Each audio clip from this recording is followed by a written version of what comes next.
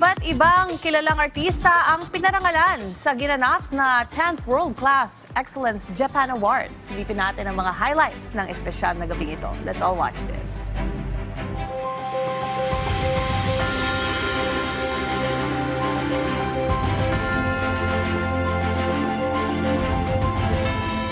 Mga katangi-tanging individual mula sa larangan ng entertainment, media, public service, business at iba pa ang pinarangalan sa ika-10 taon ng World Class Excellence Japan Awards na ginanap sa isang hotel sa lungsod ng Pasay. Layunin nito na mabigyan ng pagkilala ang mga organisasyon at individual na sa kanilang husay at gawa ay nakapagbigay ng inspirasyon at nakatulong sa pag-angat ng lipunan. Malaking bagay po ito. It's a very significant for us. Aming pagsusumikap ang aming serbisyo, aming produkto para sa aming mga customers at saka sa mga taong nangangailangan ng aming services.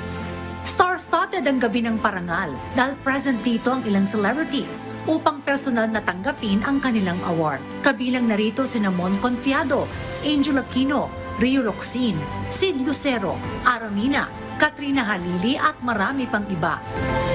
Ang ginagawa namin ay para hindi pang sarili, para sa ibang tao at marami din nagsusupport sa mga sinusuportahan namin at dumadami rin ang mga nagsusupport sa mga nangangailangan pa ng tulong. Ayun. Maraming salamat at saka naniniwala naman ako yung achievement na nakukuha ng recognition ay hindi lang para sa sarili, na nakaka-inspire sila sa ibang tao.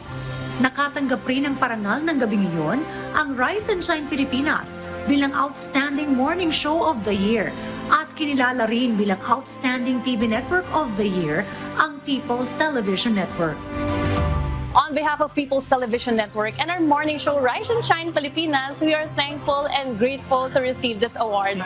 Television is a collaborative effort, and as one of the news anchors of PTV4, I represent the whole team whose commitment is makes our work all possible. And we thank the organizers, our network leadership, our viewers and colleagues for your continued support and trust.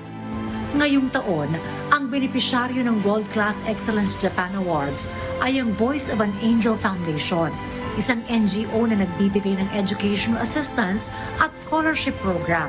Isang patunay na ang WSEDJA ay hindi lamang basta isang award-giving body dahil hangad rin nito ang makatulong sa mga nangangailangan.